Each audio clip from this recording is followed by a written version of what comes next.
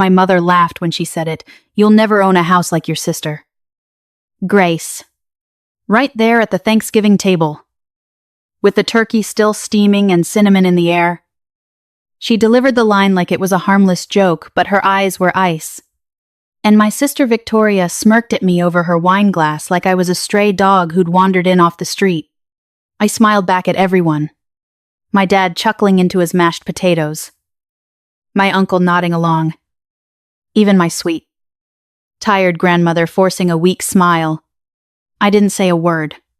Not because it didn't hurt. It felt like 1,000 tiny needles in my skin. But because I already knew something they didn't. While they were all laughing at the free spirit who couldn't get her life together, I had a folder on my laptop called Someday that would have shattered the whole table. And that night, sitting alone in my freezing car outside that warm, glowing house, I stopped waiting for their approval for good. I built a business in the dark. I bought a house in my sister's own neighborhood of Willow Creek. And when I finally told them, I didn't need them to believe me. I just slid my phone across the table with a picture of my new front door on it and let the silence do the rest. In my family, Victoria wasn't just the favorite. She was the sun around which every single one of us orbited. Her gravity was immense. It pulled all the attention, all the praise, all the expectation toward her, and left almost nothing for anyone else. I was born 2 years after her, and I never became a second center of the universe. I was the small, forgotten moon, reflecting her light and living permanently in her shadow. The pattern was set before I could even form memories. When Victoria took her first steps, my parents filmed it, framed the photos, and turned it into a story they told at every family gathering for the next 2 decades. When I took my first steps, my mother was on the phone coordinating Victoria's first playdate. Her milestones were family trophies, polished and displayed for everyone to admire. Mine were footnotes. Nobody ever bothered to read. I remember Victoria's high school graduation party with a painful kind of clarity. Our backyard had been completely transformed white tents, catered food, and a guest list of over 100 people. My mother floated through the crowd like a radiant queen, carrying a leather-bound album filled with every certificate and award Victoria had ever received. This is her debate, team championship, she announced to a cluster of neighbors. And here she is accepting the science fair prize. She built a working volcano that actually erupted with baking soda. So clever. Standing in the middle of all that celebration, I was holding a secret of my own. I had just finished my sophomore year of high school, and I had recently won a regional award for a digital art piece. I'd spent months creating a piece that had poured every lonely feeling I carried right onto that screen. It was the first time any of my talent had ever been recognized.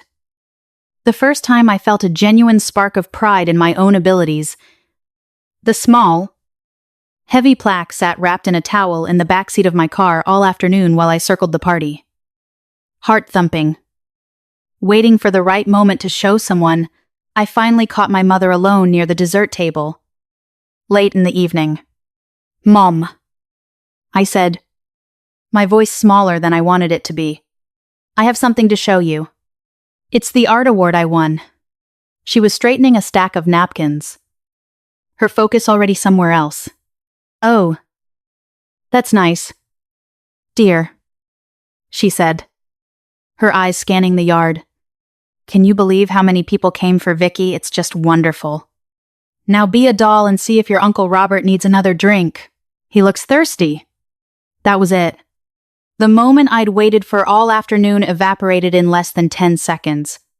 The plaque stayed in the car, wrapped in that towel, and it stayed there for years long after the art piece that won it had been deleted from my hard drive. I spent the rest of that party in my assigned role, the helper, the ghost, the quiet stagehand in the grand production of my sister's life. And somewhere between refilling punch bowls and collecting empty plates, I learned the lesson they were all so determined to teach me. My accomplishments were background noise. My pride was an inconvenience. The only way to survive in that house was to make myself small, so small they wouldn't notice me at all. Victoria's adult life was simply an extension of the lifelong performance.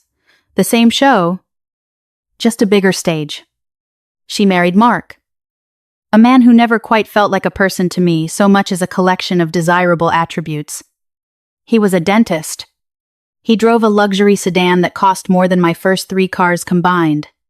He had a firm handshake, a confident laugh, and teeth so brilliantly white they were practically a landmark in our county. On paper, he was perfect. In person, he was perfectly blank. But that didn't matter. What mattered was the image, and my family worshipped the image. At their wedding, my father's toast wasn't about Victoria's happiness. It was about her excellent choice. Victoria always had the best taste. He boomed, raising his champagne flute. She's brought a wonderful, successful man into our family. I sat at the table, gripping my glass so hard my knuckles went white, and understood exactly what that toast meant for the rest of us. The bar had been set, and I was still somewhere at the bottom of the stairs, trying to find my footing. Their house in the gated community of Willow Creek was the ultimate trophy. It was a sprawling, sterile monument to their success, all sharp lines and cold surfaces. I visited once for a housewarming party. The walls were painted a tasteful shade of grage. The furniture looked like it had been lifted directly from a magazine cover. And there wasn't a single personal item out of place. No framed family photos on the mantel. No clutter on the counters. No crumbs in the kitchen. No signs of actual life. It didn't feel like a home. It felt like a showroom that happened to have a mortgage. My mother walked through those rooms with a reverence usually reserved for a cathedral. She ran her hand over the cold marble of the kitchen island, an island larger than my entire kitchen, and sighed like she'd just witnessed a miracle. "This is what it's all about," she whispered to my aunt, loud enough for absolutely everyone to hear. "Making a real home. Having something to show for your life. Have you ever stood in a room full of people who were all admiring the exact same thing and still felt completely invisible? That's how I felt every single time I walked into that house. Because while my mother praised Victoria's marble countertops and grage walls, I was standing right there in the corner. And she never once looked at me. She never asked about my apartment. She never asked about my work. She never even asked if I was happy. I wasn't a daughter in that house. I was a coat rack with a pulse. She kept a large, professionally taken photo of Victoria's house on the mantelpiece in her own home, a framed shrine to what she considered true success. She dusted it every week. You could see your own reflection in the glass. But there were no photos of me anywhere in that house. Not one. Not from my college graduation. Not from my first job. Nothing. In her gallery of achievements. I wasn't a painting on the wall. I was just the empty frame that held nothing, and she seemed perfectly fine with it that way. The label, the artsy one, was my cross to bear from the moment I picked up a paintbrush. It was a catch-all term for everything they didn't understand or value about me. My career as a graphic designer, a cute little hobby. My independence, a failure to settle down. My carefully managed budget, proof that I was struggling. There was no version of my life that they could have looked at and seen as a success, because they had already decided I wasn't one.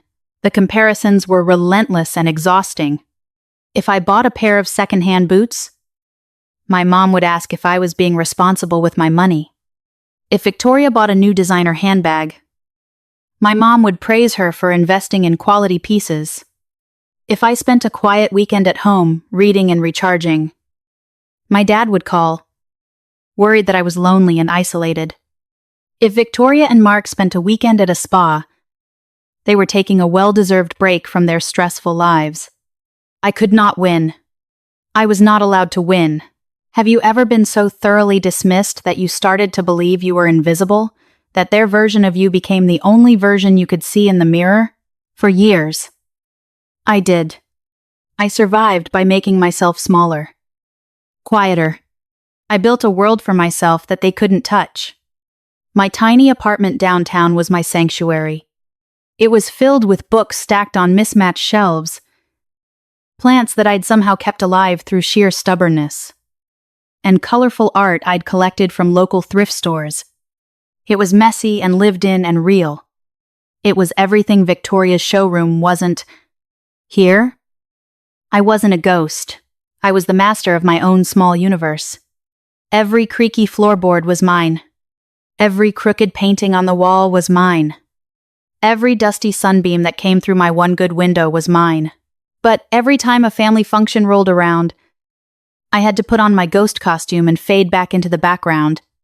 I'd sit at their tables, nod at their stories, and let them pat me on the head like a child who hadn't quite figured out how to be an adult yet. The thing they never understood was that their constant disregard gave me a unique kind of freedom, because they had already written me off. They never bothered to look closely. They never saw the late nights I spent teaching myself new design software. They never saw the weekends I dedicated to online business courses, or the meticulous spreadsheets I used to track every single dollar of my savings. They saw a free spirit drifting aimlessly through life. And they pitied me for it. They didn't see the architect who was silently painstakingly drawing up the blueprints for her own escape. They didn't see the woman who was building an entire future out of the hours they assumed I was doing nothing. Their underestimation wasn't just an insult. It was the perfect camouflage. While they were busy laughing at the artsy girl with the little hobby, I was quietly becoming the person who would one day walk into their world and turn it inside out. The drive home from that Thanksgiving dinner should have taken 15 minutes. Instead, I sat in my parked car at the curb in front of my parents' house for almost an hour. Engine off. November cold seeping through the glass. The house glowed behind me like a perfect Rockwell painting warm light. Silhouettes moving behind the windows, and every few minutes, laughter burst through the walls. Happy, careless sound that made my stomach clench into a hard knot. I could picture this scene without even looking. Dad asleep in his recliner. Newspaper over his face. Uncle Robert telling that same loud, unfunny story about his neighbor's dog. Mom and Victoria in the kitchen, heads close together, sharing a secret or a piece of gossip in their fortress that I had never once been invited into. My hands were clamped around the steering wheel so hard my knuckles went white. My whole body was trembling, not from the cold, but from a rage so deep it felt like a physical illness. I'd been carrying this sickness for years. A low-grade fever of resentment that always spiked during family holidays. But this time was different. This time, the fever broke. The strangest part was, my mother's comment wasn't even the cruelest thing she'd ever said to me. There was the time she told me my art degree was a waste of a good mind. The time she introduced me to a friend as my other daughter, the one still finding herself. Those had cut deep, and I'd bled quietly for years. But tonight, the casual, laughing way she delivered, "You'll never own a house like your sister," and the instant, gleeful smirk on Victoria's face, that combination was the final crushing blow. It wasn't just an insult. It was a verdict. It was the closing statement in the lifelong case of Grace versus the family's expectations. And they had found me guilty of being unworthy. No appeal. No parole. Just a lifetime sentence of being the punchline at every holiday table. A single hot tear escaped and traced down my cold cheek. I swiped it away with an angry gesture. I was done crying over them. Crying was passive. Crying was exactly what they expected. The shivering in my body wasn't weakness anymore. It was a current of energy. A coiled spring of anger and hurt that was finally ready to snap. Have you ever had to choose between keeping the peace and keeping your self-respect? Something inside me hardened in that moment. The soft, wounded part of me that had always hoped they might one day see me. That they might finally be proud of me, that part turned to steel. I didn't want their approval anymore. I didn't want to prove anything to them. I wanted to build a life so far beyond their limited imagination that their opinions would become irrelevant. Like the buzz of a distant fly that can't reach you. I stopped being the girl who waited for them to believe in her. I became the woman who believed in herself enough for all of us, and then some. Because sitting there in that freezing car, watching my family's laughter glow through the windows of a house where I was only ever a ghost, I realized the truth they never saw coming. Their doubts were the foundation. And I was about to build something they couldn't even dream of. That's when I reached for my laptop on the passenger seat. The worn, familiar weight of it in my lap was somehow comforting, the one thing in my life that had never let me down. I powered it on, and the pale glow of the screen pushed back against the darkness of the car. And there it was, a folder named Someday. It wasn't just a collection of files. It was a vault. A secret place where I kept my fragile hope locked away from the people who would have laughed at it. My fingers, still trembling slightly, moved the cursor and double-clicked. The contents spilled across the screen. I didn't glance at them. I immersed myself. I opened a subfolder filled with client testimonials.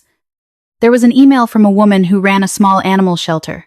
She told me the website I'd designed for her had led to a 50% increase in adoption inquiries. You have no idea what a difference this has made. Grace, she wrote, you've helped save lives. I read that line 3 times.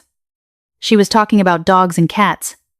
But the way those words hit me, it felt like she was talking about me too. I opened another file, a logo I'd designed for a family-owned coffee shop. It was an intricate, beautiful piece I'd been immensely proud of.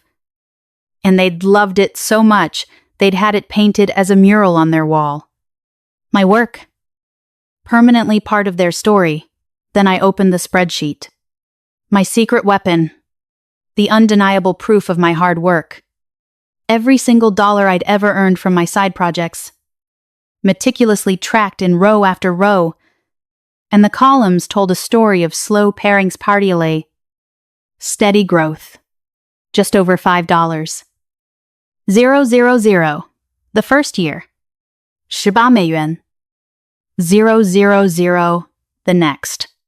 And this past year, I was on track to clear $40. Ling ling ling. All of it earned between 7p. M. And 2A. M. After my day job was done, all of it sitting in a high-yield savings account they knew absolutely nothing about. It was real. It wasn't a hobby. It was a business in waiting, and I was the only one who knew it existed. The word whispered itself in the silent car. Someday. And with the force of a revelation, I knew that someday was a lie. It was a postponement. It was a permission slip I'd written to myself to keep playing small. I had been waiting for a day that was never going to come, waiting to feel ready. Waiting to feel worthy. Waiting for the moment when their voices would finally stop, but sitting there in the cold, with proof of my own worth glowing on the screen, I realized the truth. I didn't need to wait for someday. Someday was now. My fingers moved with a new, sure-footed speed. I pulled up my phone's hotspot. The connection was slow but steady. And I didn't care. I navigated to the state's official business portal, a bureaucratic website that suddenly felt like the gateway to my entire future. The online form was intimidating. It was full of legal terms like sole proprietorship and limited liability company. My confidence wavered for a second.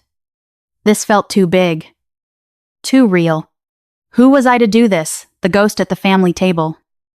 The artsy one. What did she know about starting a real business? Then I pictured my mother's laugh. I saw Victoria's smirk over the rim of that wine glass. And my resolve hardened again. I clicked on limited liability company. It sounded safe. It sounded strong. For the business name, I typed the first thing that came to mind, the truest thing. Grace Design Co. Simple. Mine. My name. My work. My company. I filled in the rest of the information while my heart hammered against my ribs. When I reached the payment page, I saw the fee $150. I almost laughed out loud. 2 years of this work had been dismissed as a cute little hobby. and yet here it was worth $40. 000 a year and growing. $150 felt like the best money I would ever spend. I pulled out my debit card, the one linked to my secret savings account, and carefully typed in all 16 digits. My hand hovered over the submit button for a long, breathless moment. This was it. The point of no return. I was stepping out of the shadows. I was done being the quiet stagehand in my sister's production. I clicked. For a few seconds. There was just a loading icon, a spinning wheel that seemed to hold my entire future in its digital orbit. I held my breath. The car was silent around me. Cold seeping through the windows. Then the page refreshed. A confirmation message appeared in plain black text. Congratulations. Your application for Grace Design Co. LLC has been received and approved. I leaned my head back against the cold headrest and let out a shaky breath that turned into a quiet, tearful laugh. It was done. It was real. Right there. In the dark. In the cold. Sitting in a 10-year-old car outside a house where I felt like a ghost. I had just brought my new life into existence. So tell me, have you ever had a moment where you realized the only approval you ever needed was your own? That $150 receipt became my new religion. I closed the laptop. But I couldn't stop smiling. The decision made in the cold darkness of my car that night ignited a fire in me. I knew it would take everything I had to keep it burning. But for the first time in my life, I wasn't afraid of the work. I was afraid of staying invisible. The next 3 years became a blur of screens, deadlines, and coffee so cheap it could have doubled as paint thinner. My life split into 2 distinct people, and neither one of them got enough sleep. From 8 to 5, I was quiet. Reliable Grace at the marketing firm. I did my work. I did it well. And I kept my head down so far my neck ached by Friday. I deflected water cooler small talk with a polite nod. Ate lunch at my desk every single day. And turned down after-work drinks so often that my colleagues simply stopped inviting me. They thought I was shy. Antisocial. Maybe. The truth was simpler and more ruthless. I was conserving every ounce of my mental and social energy for the second life. The second life began the moment my apartment door clicked shut behind me. I gave myself a strict 3-0 transition window. Not a second more. Kick off the work shoes. Rip off the cardigan. Pull on sweatpants so old they had holes in both knees. Force down whatever could be made in under 10 minutes. Scrambled eggs. Canned soup. And an ungodly amount of instant ramen that I still can't look at without flinching. On the worst nights, when clients had drained every last cell of me, I just ate a handful of almonds and called it dinner. Then I flipped on the desk lamp, and the real office of Grace Design Co. officially opened for business. This was where I came alive. The work was harder than my day job. More demanding. More exhausting. But it was mine. Every problem I solved was a small personal victory. Every satisfied client was another brick in the wall between my old life and the one I was building. I lived in the glow of my monitor until 2 a.m. Then 3. Then sometimes until the first hint of dawn started bleeding through my curtains. Sleep became a luxury. 4 hours was a good night. 5 felt like winning the lottery. My cozy apartment turned into a cluttered command center. Sticky notes with project reminders crawled across every wall like ivy. Stacks of design books and sketch pads teetered on every available surface. I tripped over hard drives so often I eventually just wore a path through them. And I didn't mind any of it. Every sticky note was a promise. Every sketch was a blueprint for the house I was going to own. Every deadline met at 2 a.m. was a small payment into a savings account that kept growing while they kept laughing. I measured progress in strange ways. The day I stopped flinching when a client asked for revisions. The night I quoted a price and stuck to it without second-guessing. The morning I checked my business account before my personal one. Somewhere in the middle of that blur. Grace Design Co. stopped feeling like a secret rebellion and started feeling like my real life. But I couldn't have done it alone for long. 6 months in, a client named Sarah said something that cracked my whole story wide open. Sarah found me 6 months into the grind, or maybe I found her. She was launching an organic skincare line. Passionate and meticulous. Working with a budget so tight, it squeaked. I quoted her barely enough to cover my hours. Because I was still operating on a simple, terrible belief that my work wasn't worth more than the scraps I could beg for. We had a video call to walk through the first round of designs. Her face lit up the moment I shared my screen. "Grace, these are beautiful," she kept saying. "Did you really do all of these yourself?" I laughed and said yes. Then, at the very end of the call, she went quiet for a moment, looking at me with an expression I didn't recognize. "Can I be honest with you?" she asked. I nodded, my stomach already tightening. "Your work is incredible," she said. "It's better than the mock-ups I got from a big agency that wanted to charge me 10 times what you are.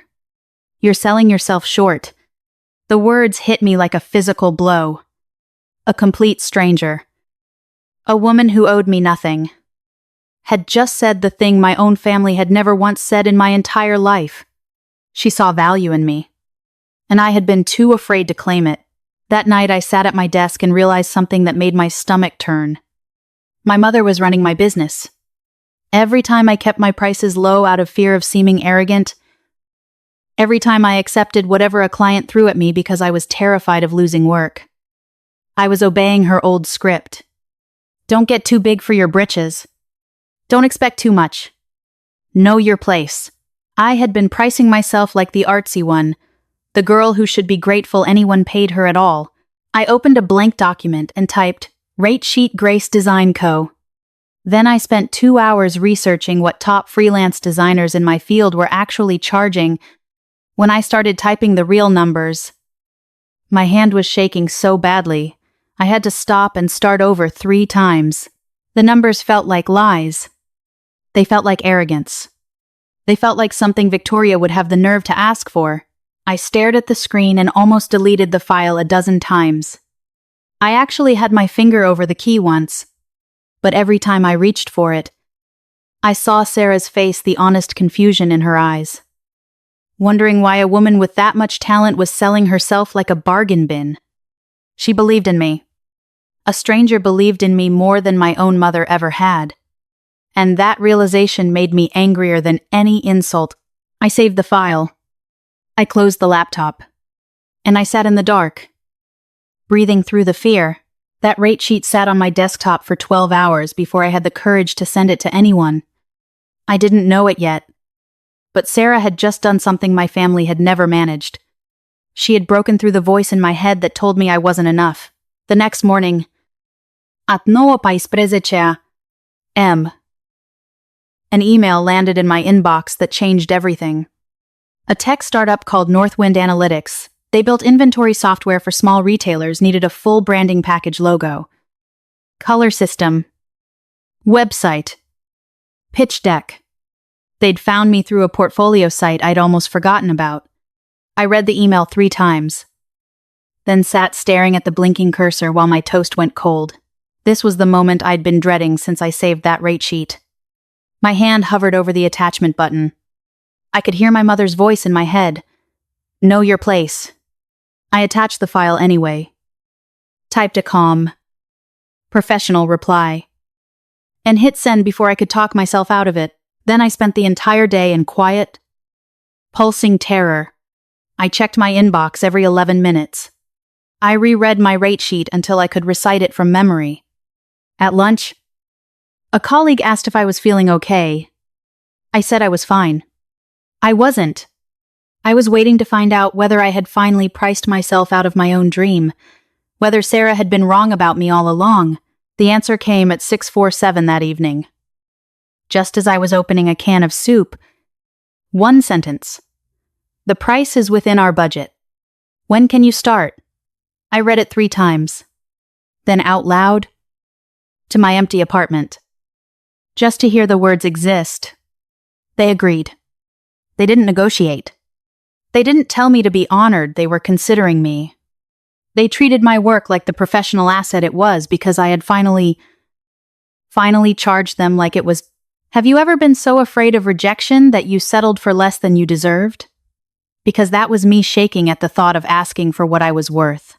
That one email broke something open. Northwind paid me in full 14 days later. And then the floodgates opened. The founder's cousin ran a restaurant chain. She booked a full rebrand without a single discount. A boutique hotel reached out. A medical supply company. A law firm. Everyone wanted the designer with that confidence. My income exploded. I remember doing the math on 1 month's earnings and reopening the spreadsheet because I didn't believe the number. Within 18 months, I had a 6-month waiting list for new projects. Every time I finished a job, 2 more were already lined up behind it. My secret savings account swelled at a dizzying pace. I was flying, but there was a problem hiding in that growth. I was working 70-hour weeks. My waiting list was so long I had to turn down incredible work I would have begged for 2 years earlier. I was terrified of burning out. Terrified of my quality slipping. Terrified that one mistake would prove my mother right. The truth was simple and unavoidable. I couldn't work alone forever. Grace Design Co. needed to become more than just me. I posted the job listing on the same night. I finally admitted I couldn't do it all alone. My finger hovered over the publish button just like it had over the LLC submit button 3 years earlier. What if nobody good applies? What if I can't afford anyone good? What if I hire someone and they ruin everything I've built? I hit publish anyway. The response was overwhelming. By the end of the week, over 140 applications sat in my inbox. I spent 7 straight nights reviewing portfolios and judging strangers' typography choices, color palettes, and client lists. I made a spreadsheet, color-coded. Naturally, the following week came the interviews conducted from my living room at 10 p.m. in sweatpants, trying to sound like the confident CEO I was becoming, instead of the exhausted woman I actually was. Most candidates were fine. 2 were unforgettable. Maria from Texas was the first. Her portfolio was full of bold, unapologetic brand identity work that I couldn't stop staring at. She spoke about typography the way other people talk about love with her hands. She wanted to grow. She said. She wanted to learn from someone who cared. I hired her on the spot. After a polite, "Let me get back to you by Friday," that we both knew was code for "you're hired." Ben from Oregon took longer. He was quiet, methodical, a UI specialist whose startup had crashed during the pandemic. He was humble about it. It wasn't the product's fault. It was the market's, and that humility told me he'd be easy to work with. No ego. Just skill. I hired him the following week.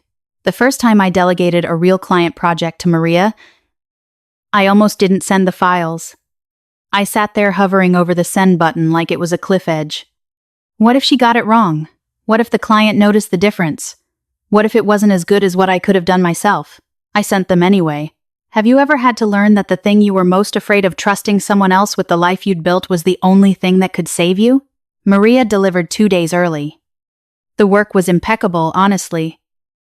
Better than what I would have produced myself. The client asked specifically to work with her again. I sat staring at her message, feeling something I hadn't felt in years, relief so profound it made my eyes sting. I wasn't alone anymore. Grace Design Co. had become a we. Within a month, Ben had taken over 2 more projects, and the weight on my shoulders began to lift. I was no longer the designer sweating over every pixel. I was the business owner setting the standards, steering the ship, making the calls. The shift was exactly what I needed, though. I didn't fully understand it yet. I remember sitting at my kitchen table one Thursday night, looking at a project calendar blocked out in 3 different colors: mine, Maria's, Ben's. It looked solid. It looked professional. It looked like something a real company would have. I had a team now. They depended on me. And for the first time in my life, that didn't scare me. It grounded me. I'd spent years being the invisible daughter, the ghost at the family table. But here, at the center of Grace Design Co., I was unmistakably real. For 3 years, I'd lived 2 separate lives. On a Tuesday morning at 9:47, both of them collided in my boss's doorway. I hadn't slept the night before, not from work. But from the weight of what I was about to do, I'd rehearsed the words until they tasted like cardboard. But I had also done the math. My business was clearing more in a single month than my day job paid me in 6. That paycheck wasn't security anymore. It was fear wearing a suit. My boss, David, looked up when I knocked on his open door. "Grace, everything okay? Can I close the door?" His eyebrows rose. In 3 years, I'd never once asked for a private meeting. He leaned back, folding his arms. "I'm resigning." "David." He blinked. "Resigning." He said it like the word was in a foreign language. "I am." He studied me, then nodded slowly, a knowing look settling on his face. "Let me guess. Northwind. They tried to poach me twice before I hired you. A competitor can offer you more money." "I understand.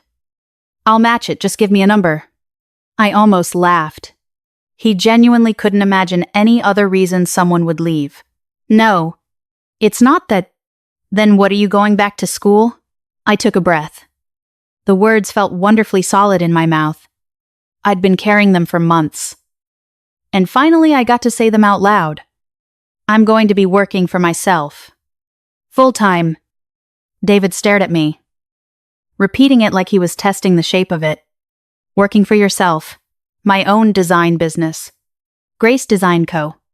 His jaw went slack. "Wait. You're the one who designed the brand for Sarah's organic skincare line, and the logo for Northwind Analytics." I nodded. "Yes." His eyes went wide. "We pitched Northwind. We lost." "You didn't lose," I said quietly. "You were just more expensive." The laugh that burst out of him was genuine and surprised. He shook his head, looking at me like he'd discovered a secret door in a wall he'd walked past for years. "All this time," he said, "and I never saw it." That was the moment that hit me hardest. Not his shock, just that simple admission. All this time, and he never saw it. I'd kept my head down so low my neck ached, dodging after-work drinks and lunch invitations, conserving every ounce of energy for my real work. It had worked. Almost too well. Have you ever had to choose between playing it safe and betting everything on yourself? "Thank you, David," I said, standing. "For everything." "Grace," he started, then stopped. "It won't fail." "Will it?" "No," I said.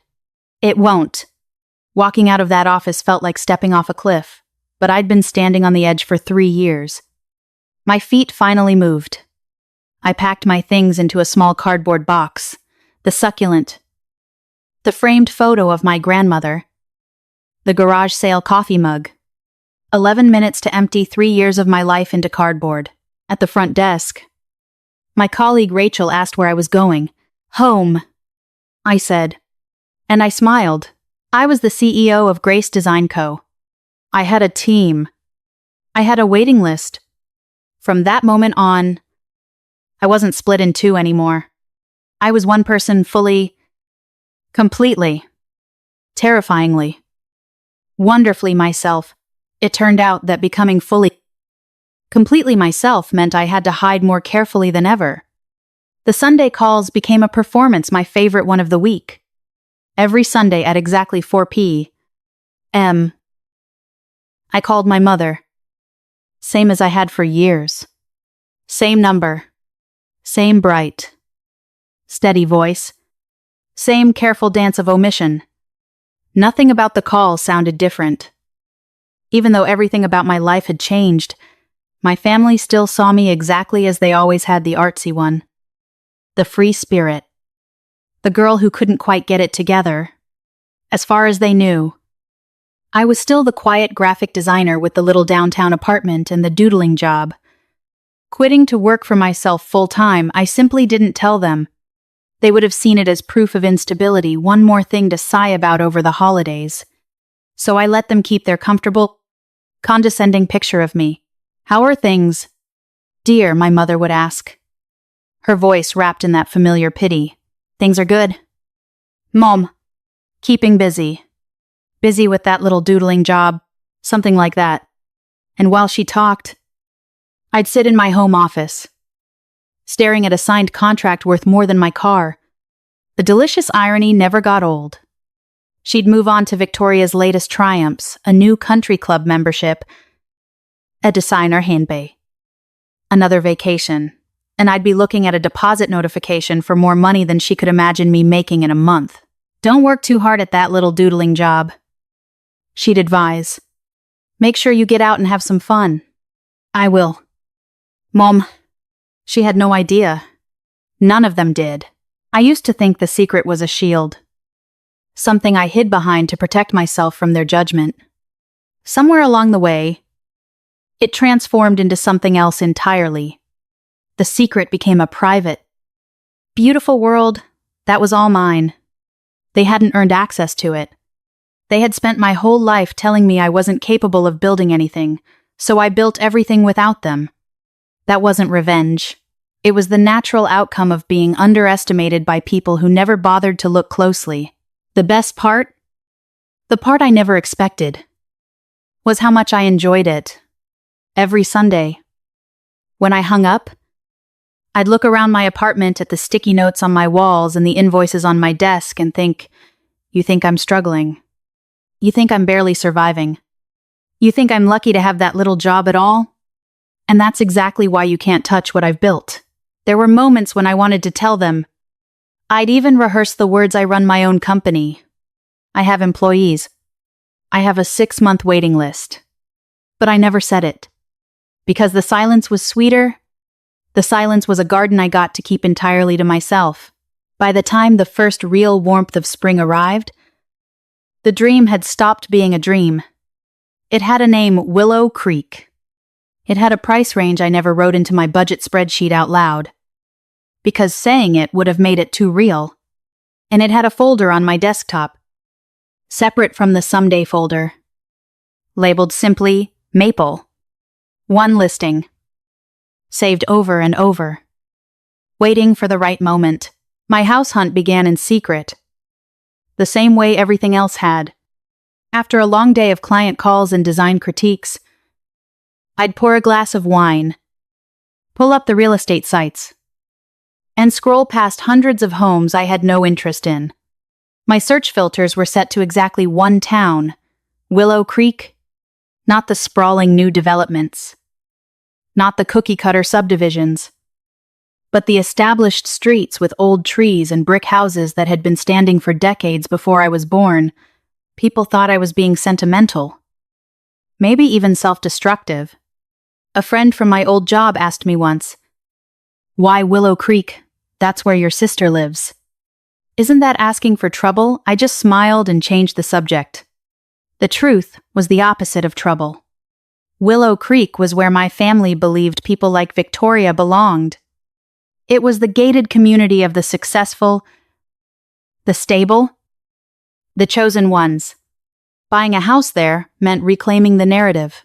It meant planting my own flag in the middle of the territory they had declared off-limits to me. It wasn't about imitating Victoria. It was about rewriting the story she had written for me.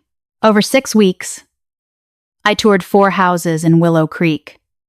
The first was a modern new build with soaring ceilings and walls so thin I could hear the neighbor sneeze 2 rooms away. It was cold, glassy, and soulless a showroom. Trying too hard to impress, I left after 11 minutes. The second was a small bungalow on the edge of town, charming from the curb. But inside, the ceilings were so low I felt claustrophobic. And the kitchen had one tiny window facing a brick wall. The third had foundation issues the inspector found in the first half hour. The fourth had an HOA president who followed me around the open house like a hawk, sniffing out whether I actually belonged. I was starting to feel discouraged. Maybe the perfect place only existed in my imagination. Maybe I was chasing a ghost. Then, on a rainy Saturday morning in late April, I had an appointment to see a brick colonial on a quiet, tree-lined street called Maple Drive. The forecast called for storms all day. I almost canceled 3 times, but something a quiet pull I couldn't explain made me grab my raincoat and keys instead. The address was 14 Maple Drive. I'd saved it so many times I knew the layout by heart from the photos. But photos, I was about to learn, didn't do it justice. The moment I turned onto Maple Drive, I felt it a quiet pull in my chest, like something in me finally exhaling. The address was 14 Maple Drive. The house wasn't ostentatious like I'd feared. It was solid. Classic. The kind of house that had stood through generations of families and would stand through more. Dark green shutters framed the weathered red brick, and a massive oak tree stood guard in the front yard, its branches spreading protectively over the roof like an old friend watching over you.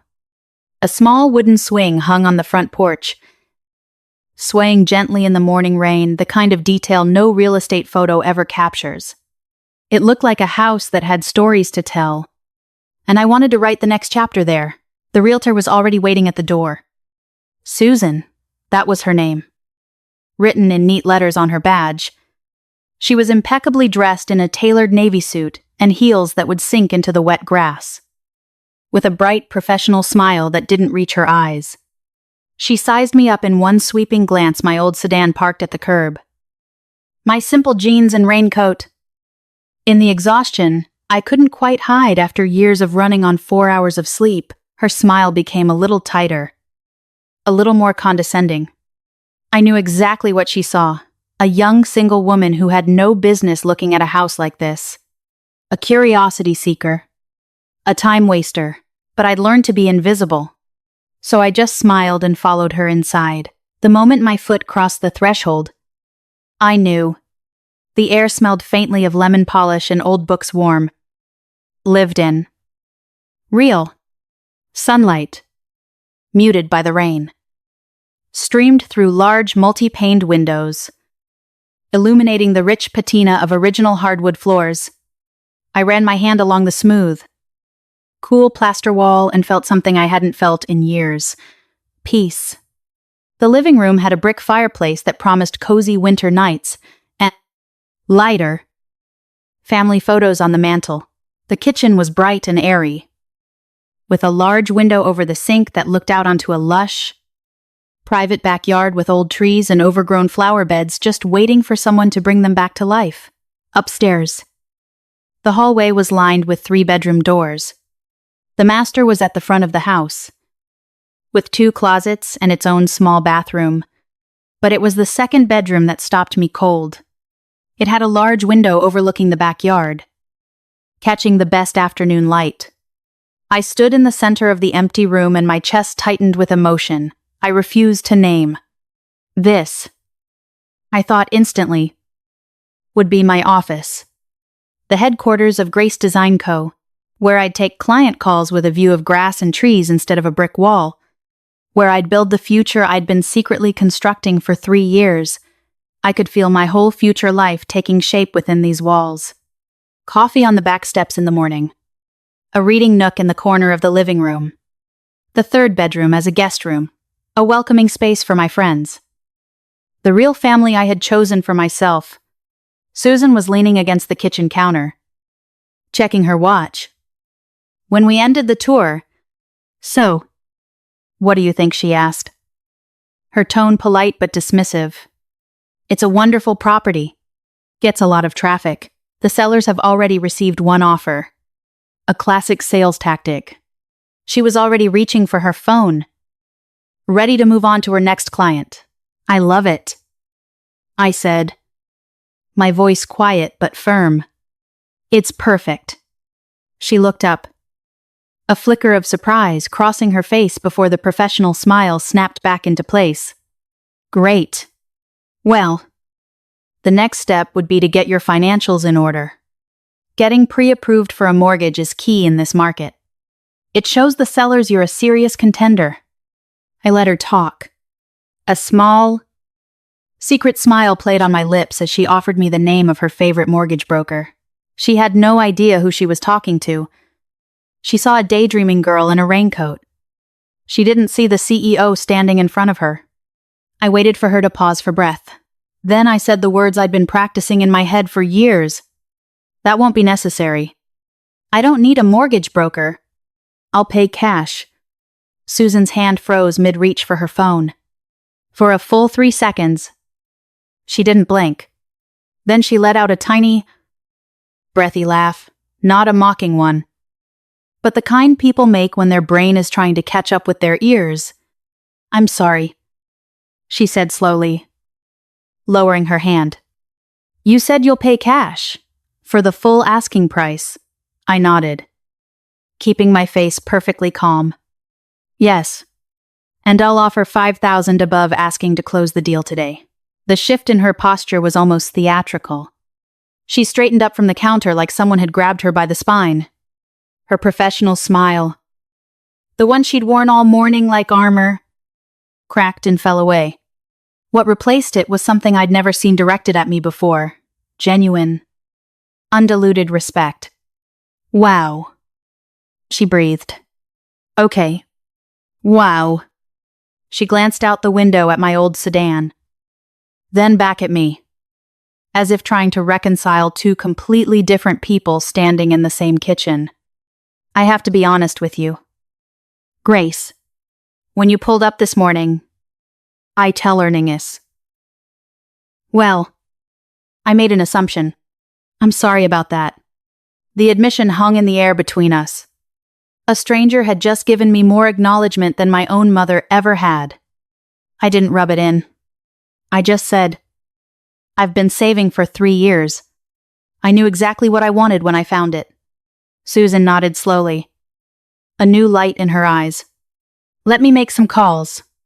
She stepped into the hallway, phone pressed to her ear, and I stood alone in that sunlit kitchen, running my hand along the smooth edge of the counter. Have you ever had a moment where you realize the thing you've been chasing your whole life was never the thing you actually needed? I thought I was there for a house. I was really there to finally see myself the way the rest of the world already did. Susan came back 3 minutes later, her face flushed with excitement. "The sellers accepted. They want to close as soon as possible. I've never seen paperwork move this fast." I smiled. "Neither have I." She looked at me then. I really looked at me, not at the raincoat, not at the car, not at the assumptions she'd walked in with. "Congratulations. Grace," she said softly. "You just bought yourself a home." And in that moment, standing in the kitchen of 14 Maple Drive, I felt the last cold shard of my mother's curse finally shatter into dust. The closing happened 2 weeks later, on a gray Tuesday that started with rain and ended with the sun cracking through the clouds like it knew what day it was. I sat in a sterile lawyer's office on the 3rd floor of a building downtown, across from a man named Richard Barnes who had handled more closings than he could count. He walked me through the stack of documents with practiced efficiency: deed, title transfer, closing disclosure, settlement statement. I signed my name so many times that by the end, my own signature felt like a handshake with an old friend. Grace. Grace. Grace? 3 years of 14-hour days, compressed into ink on paper. When the last page was signed, he reached behind him and picked up a small velvet box. Navy blue, the color of a calm midnight sky. He slid it across the polished mahogany table, and I remember thinking how strange it was that the single most important moment of my life should arrive in a box small enough to fit in my palm. I opened it. 2 brass keys, nestled on black velvet. They were heavier than I expected, heavy in a way that had nothing to do with weight. "Congratulations," he said simply. "It's yours." I drove to Maple Drive with the box in my coat pocket, taking the long way past the old downtown. Past the coffee shop whose logo I had designed 3 years ago. Past the shelter whose website I built. All the places that had quietly funded this moment. The rain had stopped by the time I parked in front of number 14. And the sun was breaking through, washing over the red brick and making the green shutters glow. I walked up the path. The key turned smoothly in the lock. Like it had been waiting for me. The house was empty. My footsteps echoed on the bare wood floors. I walked through every room, the kitchen, the living room with its brick fireplace, the office upstairs where afternoon light fell, like honey. And then I went back down to the living room, slid down the wall, and sat on the bare floor, pulling my knees to my chest, and I cried. Not the small, polite tears I'd swallowed for years. I cried the way you cry when you finally let a lifetime of pain out of your body. I cried for the girl who hid her art award in the back seat of her car. I cried for the woman who was called a free spirit like it was a disease. I cried for every Sunday call where I smiled and lied and protected people who never protected me. And I cried because I was sitting in a home my doubt built, and it was real. I held the keys in my palm until their sharp edges left marks on my skin. You did it. Grace. I whispered to the empty room. You actually did it. The sun came through the windows and warmed my face. And for the first time in my life, I felt completely, unshakably whole. The next morning, I woke up on an air mattress in the living room with the sun pouring through the tall windows. And for the first time in my life, I didn't want to be anywhere else on earth. I spent that first month painting. I painted the living room a deep sage green, the color of the oak leaves outside. My office, a soft cream that made the afternoon light glow like honey. The guest room, a dusty blue that reminded me of January skies. Every wall was a small declaration. This is mine. This is mine. This is mine. I bought furniture the way I'd built the business deliberately. Obsessively. Never settling. A solid oak dining table from an estate sale. 400美元. With 100 years of family dinners worn into its grain. A burnt orange velvet sofa I'd saved a picture of for 6 months. A reading chair for the corner by the fireplace, where I drank my coffee every single morning. Even on the days I had nowhere else to be. And slowly, the house stopped being a house. It became mine. My business flourished that year in a way I'd never allowed myself to predict. I signed 3 long-term retainer contracts.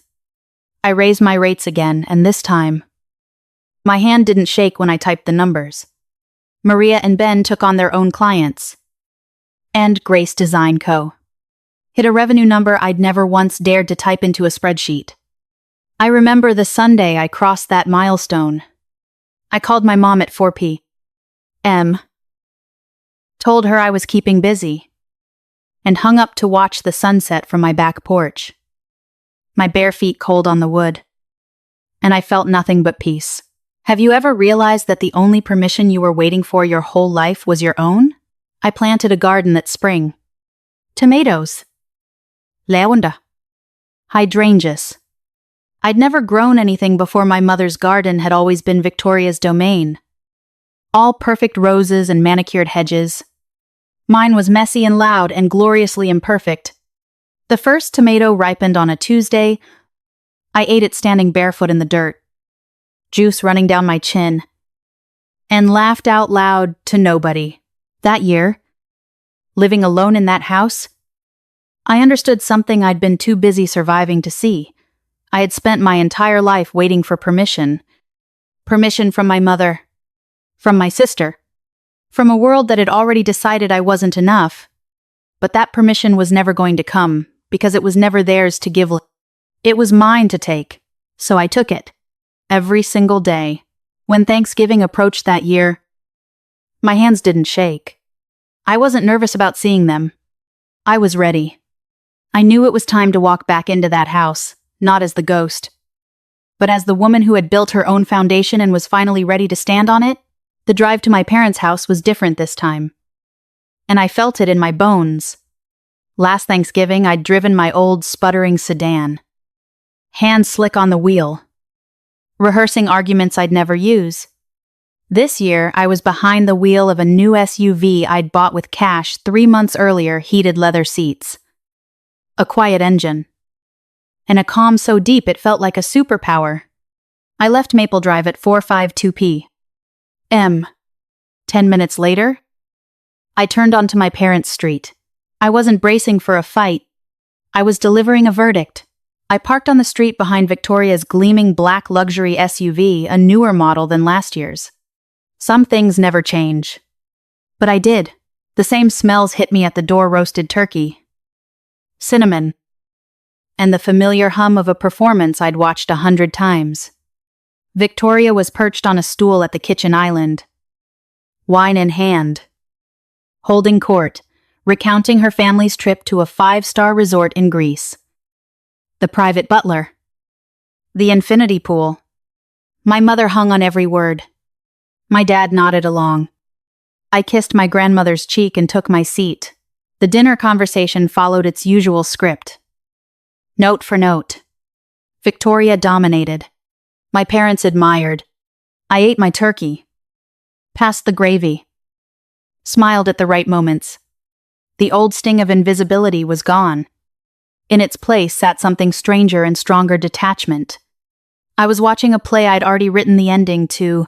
Then came the lull, that familiar pause when my mother remembered I existed. She turned to me, her eyes scanning my sweater and jeans before she pasted on her placid smile. "So, Grace," she said, her voice carrying down the table. Still renting that little apartment downtown. This was it. The moment I'd been waiting for. Every fork paused. Every eye turned to me, ready for the same old punchline. I set down my water glass and reached into my purse. No speech. No defense. I pulled out my phone, unlocked it, and slid it across the wood until it stopped in front of my father. On the screen, one photograph, taken last week in the late afternoon sun. Red brick glowing, dark green shutters crisp, the porch swaying. Yellow chrysanthemums on the steps. My father picked it up, frowning. He stared. His eyes went wide. "May God," he whispered. He passed it to my mother. She zoomed in. "Looking for a trick." Her face drained of color. Then she passed it to Victoria. And my sister's smirk, that smile I'd been measured against my whole life, crumbled into something I'd never seen on her face: disbelieving shock. The silence was so complete I could hear the refrigerator humming in the kitchen. My uncle muted the football game. My dad set his fork down. And I took a slow sip of water, letting the quiet do what 1,000 words never could. It was my house. In their town, in Willow Creek, paid for in cash. And no one at that table knew what to say. Now I live in peace on Maple Drive. 3 streets away from the sister they always called the success story. My mother visits more often than I expected, touching my sage green walls like she's learning to read a language she never took the time to learn. My father sends me texts about lawn care. And Victoria, well, Victoria's voice changed the day I slid that phone across the Thanksgiving table. The smirks stopped. The competition ended. I didn't become their new favorite. I became something better beyond their judgment entirely. Their laughter built a fire I never asked for. But I used every spark of it to construct a home they swore I'd never deserve, brick by brick. Secret by secret. In the quiet hours they assumed I was wasting. If you've ever been told you're not stable enough, not worthy enough, not good enough to dream big, I hope you hear this. Their doubt was never the end of your story. It was the beginning of the best part no one else gets to read. You deserve better than their permission. You always did. Share your story in the comments below. And if this message found you at the exact moment you needed it, hit like and subscribe, because everyone deserves to hear stories of quiet justice, not just the loud version of success. Thank you for spending this time with me. I hope our paths cross again soon.